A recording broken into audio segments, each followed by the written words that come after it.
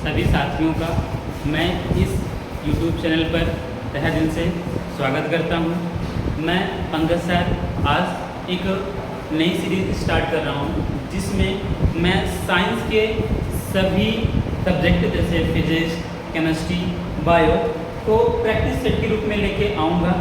और ये practice set जो होगा एसएससी, रेलवे या कह सकते हैं कि वनडे एग्ज़ाम में जिसमें साइंस आता है उन सभी के लिए बेनिफिट होगा। तो कृपया करके इस चैनल को सब्सक्राइब कर लें और ताकि जिससे मेरे द्वारा जो भी प्रैक्टिस सीट लाई जाए उनसे आपका फ़ायदा हो सके। तो आज मैं बायोलॉजी का एक प्रैक्टिस सेट लेके आया हूँ जो चैप्टर है सेल। इसमें मैंने वो सारे मोस्ट इम्पोर्टेंट क्वेश्चन सेलेक्ट किए हैं जो एग्ज़ाम में कई बार आए हैं या फिर आगे आने की संभावना है। तो बिना समय गवाए चले आइए देखते हैं क्वेश्चन की ओर। तो जैसा कि आप देख रहे हैं, पहला क्वेश्चन इसमें क्या है कि ये सेल नाम किस जीव वैज्ञानिक ने सर्वप्रथम दिया। ये क्वेश्चन देख रहे हैं एसएससी सीजीएल 2002 में पूछा गया है। यहाँ पर मैं बात करूं सेल की,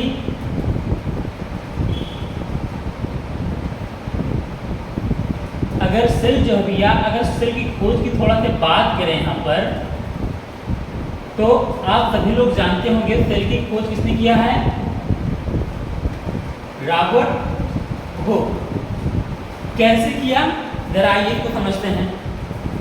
तो रॉबर्ट हुक ने क्या किया था भैया, 1665 में इन्होंने एक सूक्ष्मदर्शी का निर्माण किया था। एक सूक्ष्मदर्शी का क्या किया भैया, इन्होंने निर्माण किया था।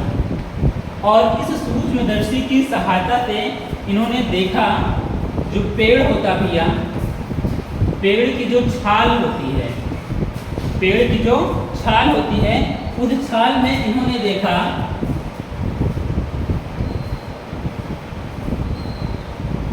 तो उस छाल में इन्होंने देखा भैया कि मधुमक्खी की संरचना, जैसे इनको मधुमक्खी के छत्ते की जैसे संरचना दिखाई पड़ी। तो इन्होंने भैया इसका नाम रखा सेलुला, उन्होंने इसका नाम रखा और यही सेलुला बाद में चलकर क्या कहलाया, सेल। तो जो सेल का नामकरण किया गया है वो किसके द्वारा किया गया भैया, रॉबर्ट हुक के ही द्वारा किया गया। तो अगर सेल की खोज की बात आए तो भी कौन होगा, रॉबर्ट हुक ही होंगे। या अगर सेल के नामकरण की बात किया जाए, यानी सेल नामकरण की भी बात करें या खोज की भी बात करें, तो वो दोनों का दोनों नाम किसका आएगा भैया, रॉबर्ट हुक का ही आएगा। और एक चीज और आपको बीच में ध्यान रखा है, रॉबर्ट हुक ने एक काम और किया है। आप अगर कोशिका वाला चैप्टर पढ़े होंगे तो उसमें देखा होगा एक शब्द आता है ये साइटोलॉजी। तो ये जो साइटोलॉजी होता है इसको हिंदी में कहते हैं भैया कोशिका विज्ञान। तो ये जो कोशिका विज्ञान है, कोशिका विज्ञान के अगर जनक की बात करें तो भी कौन होते हैं, रॉबर्ट हुक। तो यहाँ से आपको 3 क्वेश्चन मिलते हैं एक ही क्वेश्चन में। रॉबर्ट हुक क्या बताया सबसे पहले कि कोशिका की खोज किसने किया, रॉबर्ट हुक ने किया। कब किया, 1665 में किया। और क्या किया कि रॉबर्ट हुक ने क्या किया है, इसका नामकरण किया है, यानी सेल नाम दिया है। और क्या किया है, जो साइटोलॉजी होता है जिसको हिंदी में कोशिका विज्ञान कहते हैं, किसने किया है भैया, रॉबर्ट हुक ही ने किया है। या फिर एक क्वेश्चन और इसमें याद रखिएगा कि जो रॉबर्ट हुक हैं ये इन्होंने कोशिका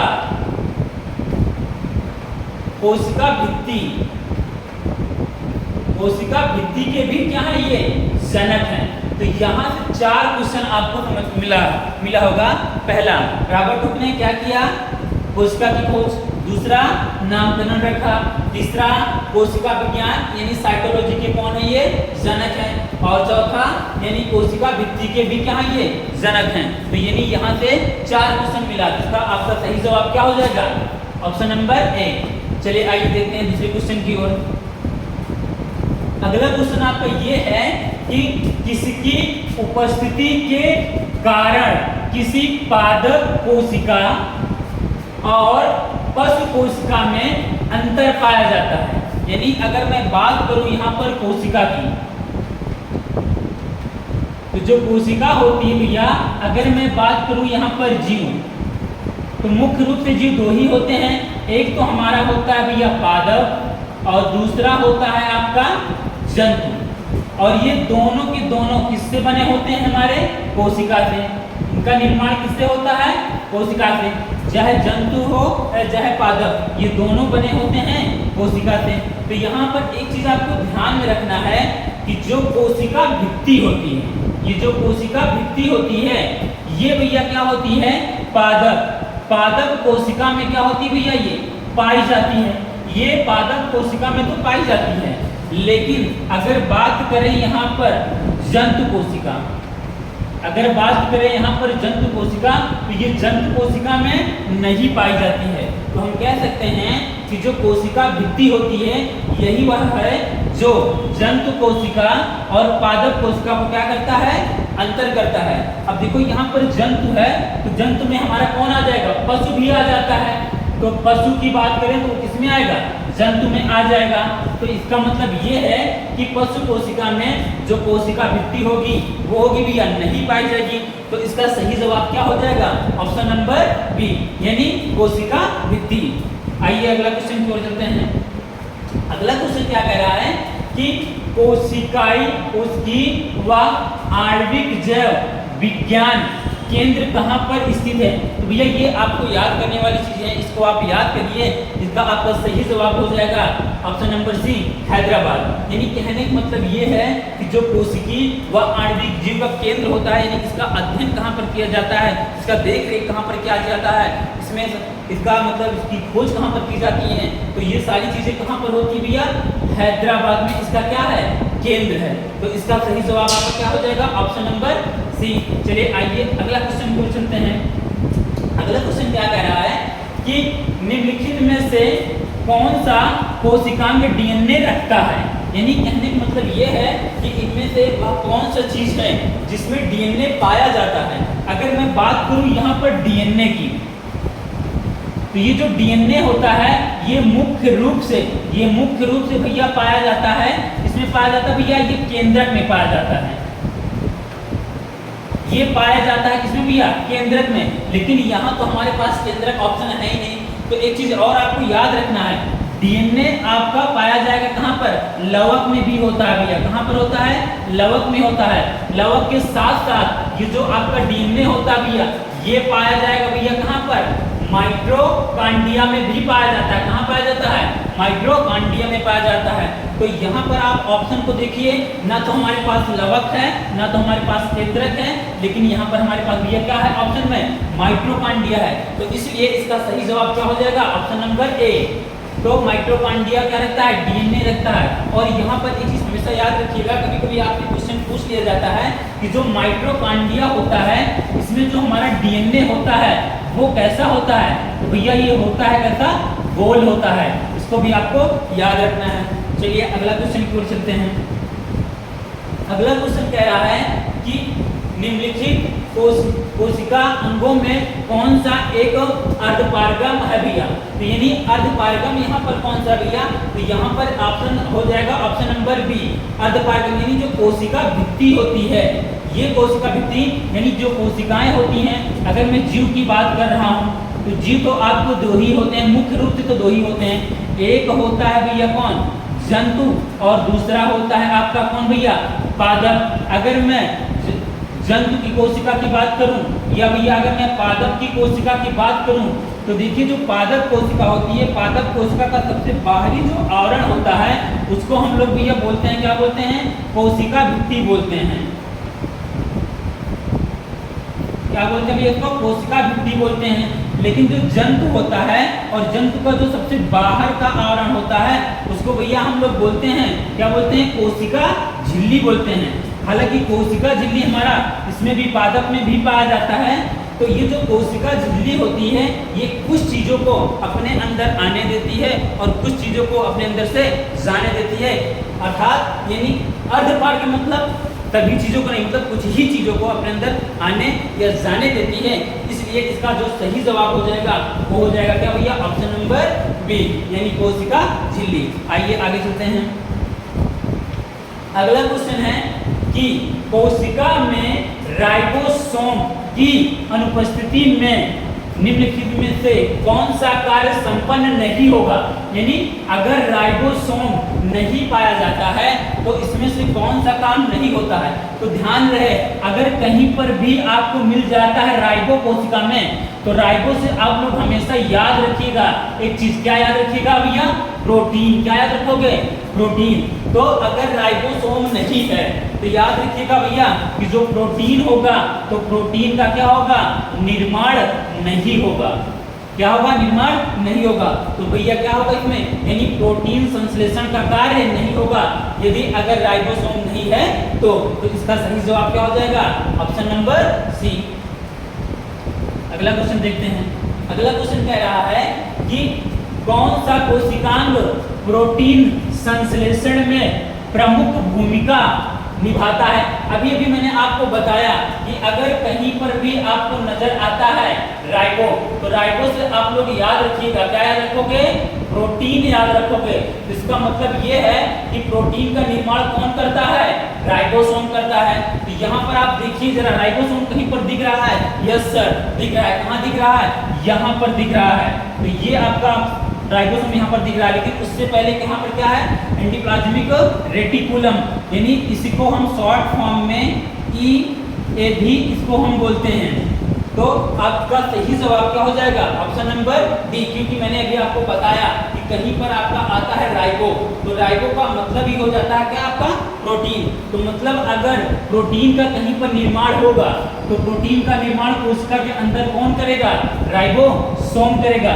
इसलिए इसका सही जवाब क्या हो जाएगा, ऑप्शन नंबर डी। चलो चलते हैं अगले क्वेश्चन की ओर। अगला क्वेश्चन है, यदि माइटोकॉन्ड्रिया काम करना बंद कर दे तो कोशिका में कौन सा कार्य नहीं हो पाएगा।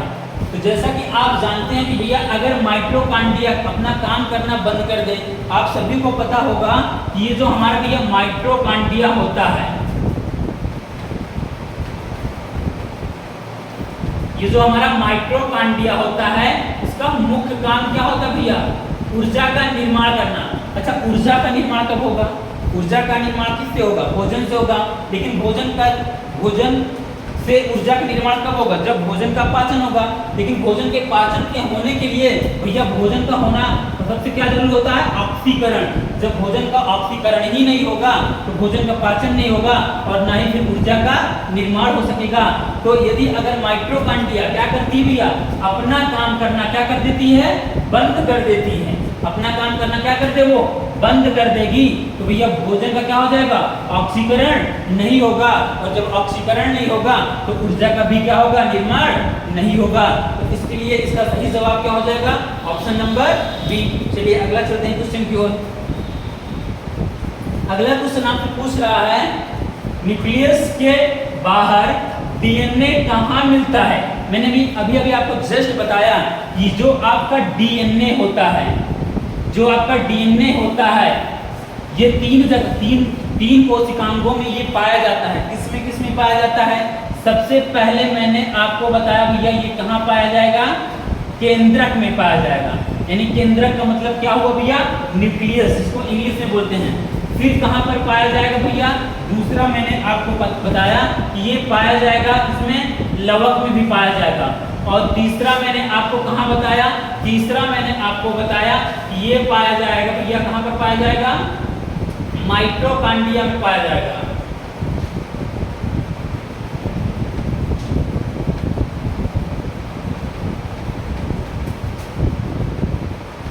कहाँ पाया जाएगा भैया, माइटोकॉन्ड्रिया में। तो आप जरा देखिए ऑप्शन को, और ऑप्शन से आप बताइए कि न्यूक्लियस के बाहर, यानी न्यूक्लियस के बाहर डीएनए कहाँ पर मिलता है भैया, कहाँ पर मिलेगा, ये आपको सीधा से कहाँ बताओगे आप, ऑप्शन नंबर डी, यानी माइटोकॉन्ड्रिया में। चलिए अगला चलते हैं क्वेश्चन की ओर। अगला क्वेश्चन कह रहा है कि कोशिका का ऊर्जागृह यानी पावर हाउस किसको कहा जाता है। भैया ये देखिए एकदम आसान सा क्वेश्चन है। अभी भी मैंने जस्ट आपको बताया कि जो माइटोकॉन्ड्रिया होता है, जो आपका माइटोकॉन्ड्रिया होता है, इसको क्या कहा जाता है, इसका मुख्य काम क्या होता है, ये ऊर्जा का निर्माण करना। क्या करता है भैया, ये ऊर्जा का निर्माण करता है। तो भैया पावर हाउस किसको कहा जाता है, यानी ऊर्जागृह कौन होगा हमारा, माइटोकॉन्ड्रिया। यानी ऑप्शन नंबर ये आपका क्या हो जाएगा, सही हो जाएगा। देखिए भैया कितना आसान क्वेश्चन आपके पेपर में पूछा गया है। हालांकि ये सन 2016 में आरआरबी एनटीपीसी में पूछा गया था। चलिए अगला चलते हैं क्वेश्चन की ओर। अगला क्वेश्चन क्या कह रहा है कि कौन सा अंग प्रायः जंतु कोशिका में उपस्थित नहीं होता। मतलब कहने का ये है कि इसमें ऐसे कौन से कोशिकांग हैं जो इसमें नहीं पाए जाएंगे, जंतु कोशिका में नहीं पाए जाते हैं।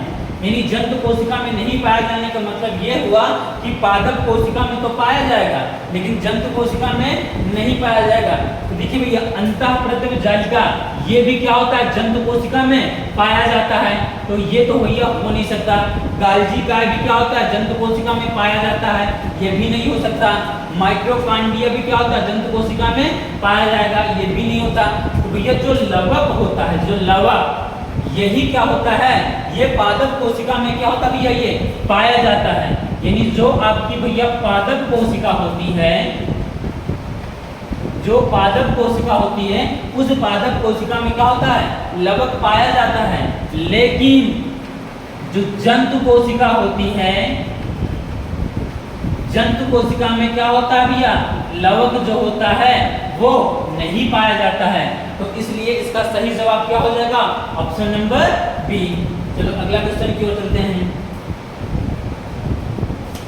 अगला क्वेश्चन क्या कह रहा है कि निम्नलिखित में से कौन सा सबसे बड़ा कोशिकांग है। तो भैया इसमें से जो आपको 4 ऑप्शन दिया गया है, इस 4 ऑप्शन में कह रहा है कि सबसे बड़ा कोशिकांग कौन सा होता है। भैया इसका सही जवाब हो जाएगा आपका ऑप्शन नंबर डी। चलिए अगला क्वेश्चन की ओर चलते हैं। माइटोकॉन्ड्रिया किसमें अनुपस्थित होता है, यानी कहने का मतलब ये कि माइटोकॉन्ड्रिया किसमें अनुपस्थित होता है। मतलब इन 4 ऑप्शन में ऐसा कौन सा है जीव जिसमें माइटोकॉन्ड्रिया क्या होता है भैया, नहीं पाया जाता है। तो आपका याद रखना है, आपको जो जीवाणु होते हैं, इस जीवाणु में भैया क्या होता है, माइटोकॉन्ड्रिया। यानी जो आपका माइटोकॉन्ड्रिया होगा जीवाणुओं में क्या होता है भैया, नहीं पाया जाएगा। तो भैया इसमें क्या होता है, माइटोकॉन्ड्रिया नहीं पाया जाता है। तो इसलिए इसका ऑप्शन क्या हो जाएगा, ऑप्शन नंबर ए। चलो अगला चलते हैं क्वेश्चन की ओर। अगला क्वेश्चन क्या कह रहा है, कोशिका में प्रोटीन संश्लेषण कहां पर होता है। तो कोशिका में प्रोटीन संश्लेषण कहां पर होता है। अभी मैंने आपको बताया कि जब भी बात आए किसकी, प्रोटीन की आए, या फिर बात आए किसकी, राइबो की आए, तो राइबो से आप लोग याद रखिएगा किसको, प्रोटीन को। किसको याद रखोगे, प्रोटीन को। यानी राइबो का मतलब हुआ यहाँ पर, यानी राइबो का मतलब हो गया भैया राइबोसोम। क्या होगा भैया, राइबोसोम हो गया। तो राइबोसोम क्या करता है, प्रोटीन का निर्माण करता है या प्रोटीन का संश्लेषण करता है। तो इसमें तुमसे कह रहा है कि कोशिका में प्रोटीन संश्लेषण कहां पर होता है भैया। तो प्रोटीन संश्लेषण कहां पर होगा, राइबोसोम में होगा। तो इसका ऑप्शन क्या हो जाएगा, ऑप्शन नंबर बी हो जाएगा। चलिए अगला क्वेश्चन की ओर चलते हैं। अगला क्वेश्चन क्या कह रहा है, जीव द्रव्य शब्द का प्रयोग सबसे पहले किसने किया। यानी जो जीव द्रव्य है, ये जो हमारा जीव द्रव्य है, जैसा कि आप जानते हैं जो कोशिका होती है, कोशिका के अंदर क्या पाया जाता है भैया, केंद्रक पाया जाता है। अब इस केंद्रक और कोशिका के बीच में जो आपका पदार्थ भरा रहता है, इसको हम क्या बोलते हैं, कोशिका द्रव्य बोलते हैं। तो क्या कह रहा है कि कोशिका द्रव्य शब्द सर्वप्रथम यानी किसने दिया। तो ऑप्शन यहाँ पर देखिए भैया पुरकंजे। जो पुरकंजे हैं भैया, इन्होंने ही क्या किया है, वो जीव द्रव्य शब्द का नाम दिया है, और इन्हीं को जीव द्रव्य का क्या कहा जाता है, जनक भी कहा जाता है। ये इनके क्या हैं, जनक भी हैं। तो ध्यान में रहे। चलिए अगला क्वेश्चन की ओर चलते हैं। अगला क्वेश्चन क्या कह रहा है, कौन सा कोशिकांग केवल पादप कोशिकाओं में पाया जाता है। यानी कहने का मतलब ये कि इसमें से कौन सा कोशिकांग है जो केवल इसमें पाया जाता है, पादप कोशिकाओं में ही पाया जाता है, यानी जंतु कोशिकाओं में नहीं पाया जाता है। यानी बात करें हम अपने पादप कोशिका की, तो जो पादप कोशिका होता है, पादप कोशिका में देखिए भैया, कोशिका भित्ति भी क्या होती है, पाई जाती है। लवक भी क्या होता है, पाया जाता है। रिक्तिका जो होता है, रिक्तिका जंतु कोशिका और पादप कोशिका दोनों में पाया जाता है। लेकिन बात इतनी है कि जो हमारा जंतु कोशिका होता है, जंतु कोशिका, उसमें रिक्तिका छोटी होती है, और जो पादप कोशिका होती है उसमें रिक्तिका क्या होती है भैया, बड़ी होती है। अगर आप देखोगे यहाँ पर तो कोशिका भित्ति, लवक और रिक्तिका, ये तीनों चीजें किसमें पाई जाती हैं, पादप कोशिकाओं में क्या होती है भैया, पाया जाता है। तो इसलिए इसका सही जवाब क्या होगा, उपयुक्त तो सही, ऑप्शन नंबर डी हो जाएगा। चलिए अगला क्वेश्चन की ओर चलते हैं। अगला क्वेश्चन क्या है कि जीव द्रव जीवन का भौतिक आधार है। यानी जो जीव द्रव है वो जीवन का क्या है, भौतिक आधार है। यह किसका कथन है। यानी जो आपकी कोशिका होती है, कोशिका के अंदर जो केंद्रक पाया जाता है और ये बीच में जो हमारा क्या पाया जाता है, पदार्थ पाया जाता है, जिसको हम लोग क्या बोलते हैं भैया, जीव द्रव्य बोलते हैं। अब ये जो जीव द्रव्य होता है, कहा जा रहा है कि ये किसने कहा, ये भौतिक का है भैया, आधार है। तो हेक्सले याद रखिएगा, हेक्सले ने ही कहा है कि जो जीव द्रव्य होता है वो भौतिक आधार होता है। यह कथन किसका भैया, हेक्सले का है। इसका ऑप्शन क्या हो जाएगा, ऑप्शन नंबर ए। चलिए अगला क्वेश्चन की ओर चलते हैं। अगला क्वेश्चन क्या है कि अवर्णी लवक मुख्यतः पाया जाता है। अगर मैं बात करूं यहाँ पर लवक की, तो जो लवक होता है ये केवल किसमें पाया जाता है भैया, पादप कोशिकाओं में ही केवल पाया जाता है। ये केवल किसमें पाया जाता है, पादप कोशिका में ही पाया जाता है। और अगर मैं लवक की प्रकार की बात करूं तो लवक जो होता है वो 3 प्रकार का होता है। लवक भैया वो 3 प्रकार का होता है। एक होता है भैया कौन सा, हरित लवक, और दूसरा होता है भैया आपका वर्णिक लवक, और तीसरा होता है भैया अवर्णिक लवक। तो अगर मैं बात करूं वहां पर इसकी अवर्णी लवक, तो ध्यान रहे जिसको अंग्रेजी में ल्यूकोप्लास्ट कहते हैं, तो ल्यूको का मतलब ही होता है, क्या होता है भैया, श्वेत होता है। क्या होता है, श्वेत होता है। तो आपको ध्यान में रखना है कि ये जो आपका हरित लवक है ये पेड़ पौधे के हरे भागों में ही पाया जाता है। लेकिन यहाँ पर क्वेश्चन क्या पूछा रहा है कि अवर्णित लवक किसको मुख्यतः पाया जाता है। भैया आपको याद रखना है, जहां पर सूर्य का प्रकाश नहीं पहुंच पाता, यानी जहां पर सूर्य का प्रकाश नहीं पहुंच पाता है वहीं पर आपका ये लवक क्या होता है, पाया जाता है। देखिए भैया फूलों की कोशिकाओं में तो यहाँ पर तो ये तो हो नहीं सकता, क्योंकि यहाँ पर सूर्य का प्रकाश पहुंच सकता है, यानी जड़ों में। अब देखिए भैया पत्तियों में भी पहुंच सकता है, ये भी नहीं हो सकता, यानी तनों में भी पहुंच सकता है, ये भी नहीं हो सकता, पत्तियों में पहुंच सकता है, ये भी नहीं हो सकता। लेकिन ऑप्शन नंबर बी देखोगे तो जड़ों की कोशिकाओं में, तो यही आपका सही जवाब हो जाएगा। क्योंकि मैंने क्या बताया कि जो आपका अवर्णी लवक होगा ये उन कोशिकाओं में पाया जाता है या उन स्थानों पर पाया जाता है जहां पर सूर्य का प्रकाश क्या होता है, नहीं पहुंच पाता है। तो जड़ों की कोशिकाओं में सूर्य का प्रकाश नहीं पहुंच पाता, इसलिए इसका सही जवाब क्या हो जाएगा, ऑप्शन नंबर बी। चलिए अगले क्वेश्चन की ओर चलते हैं।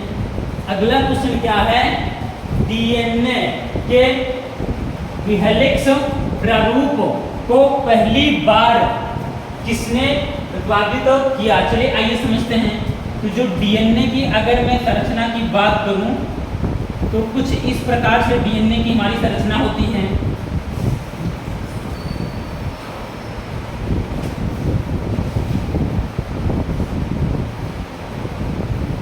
कुछ इस प्रकार से डीएनए की क्या होती है संरचना।